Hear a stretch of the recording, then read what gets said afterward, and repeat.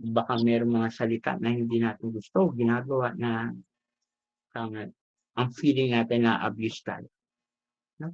Makita natin si Kristo, paano natin makikita? Ma-recognize natin, baka sugatan din sila. Yung sugat nila, nawa, kaya marahil kaya kaya sila nakakagawa ng mali, sugatan sila.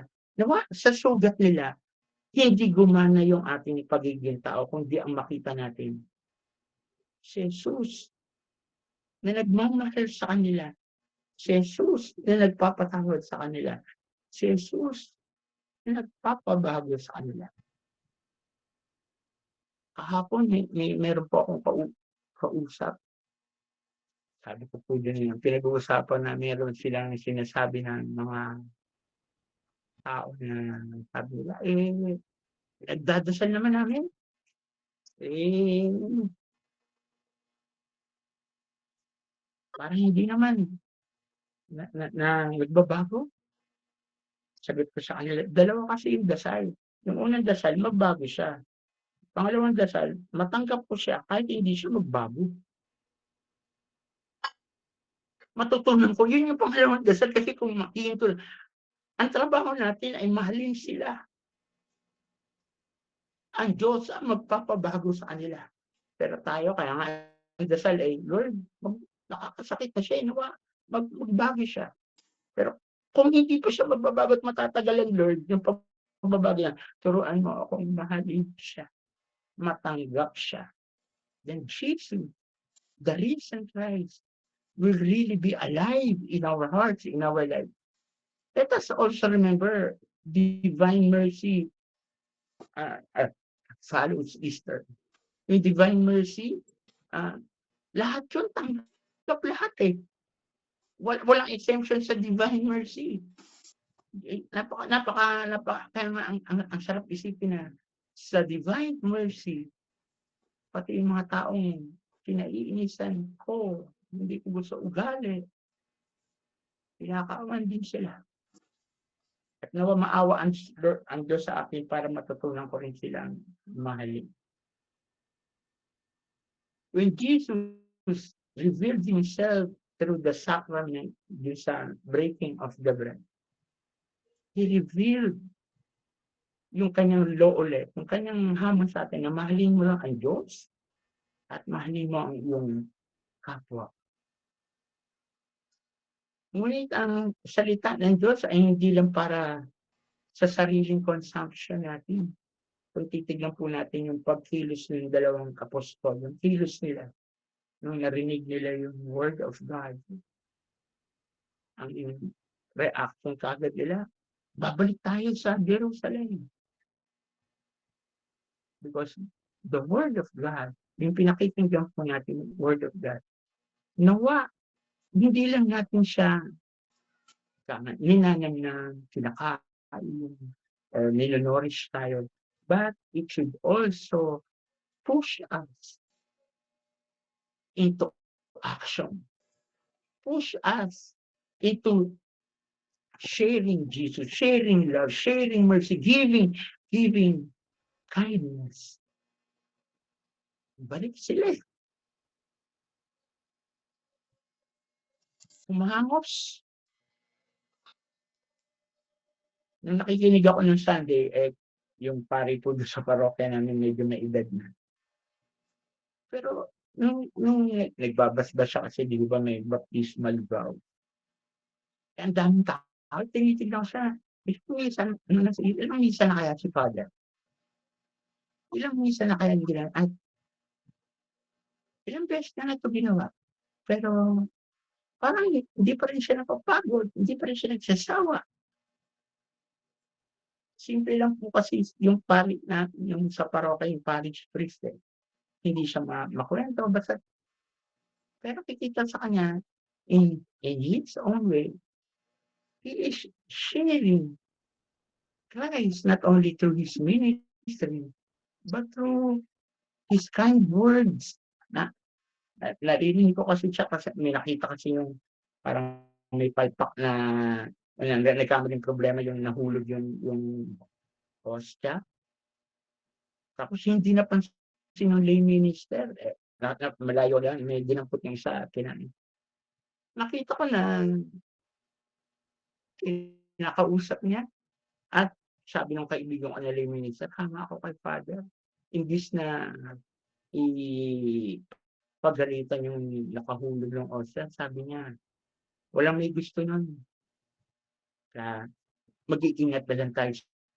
Sabi ng kaibigan ko, "Dun mo makikita yung pagiging pari niya, sa gitna ng puwede dapat talagang i-rebuke niya yan, pero ang ginamit niya is not harsh words, but words that lift up, words that build, words that encourage." Ang gospel po about the road to Emmaus, kung tutuusin po, ito yung kauna-unahang celebration na buo ng banal na misa. Of course, the first celebration institution of the Eucharist happened sa Last Supper. Pero kung titingnan po natin, yung Road to Emmaus ay kompletong misa. Una, liturgy of the word. Naglalakad sila. Pinag-uusapan nila word of God. Pangalawang bahagi, liturgy of the Eucharist. Naghahati-hati na sila. Pinapakita rin sa atin dito yung kahalagahan ng banal na misa. Kahalagahan ng ika nga, siyempre, ng pagkukumpisal bago mag-misa. Yung misa as fountain of grace, it is an experience of the presence of God, it is an experience of the mercy of God. No? Kaya nga, nakakalungkot yung isipin kung yung isipin na hindi masyadong napapahalagahan ng marami ang banal na misa.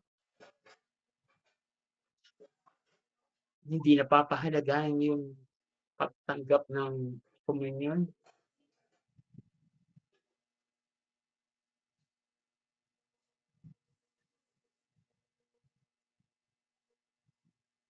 Nawa yung banal na misa, tuwing magsisimba tayo ay magkaroon talaga tayo ng malalim na pakikipag-ugnayan sa Diyos.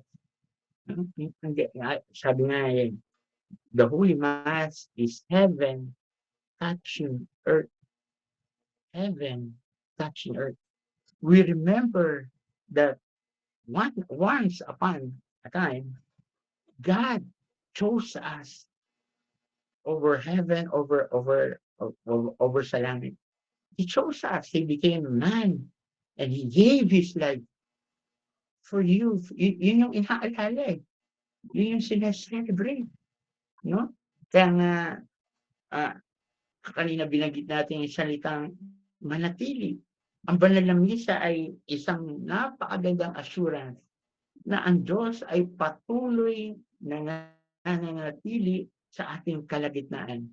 Hanggang ngayon, totoong-totoo pa rin yung the Word became flesh and dwelt among us, still dwelling among us. Sa banal na misa. And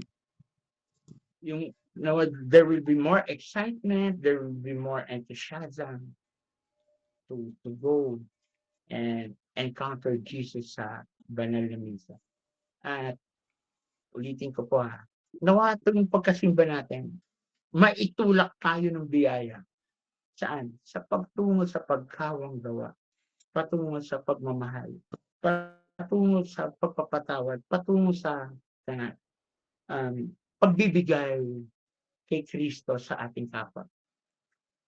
Nawa yung banal na misa magbigay sa atin ng grace, not only to imitate Christ, but to be like Christ.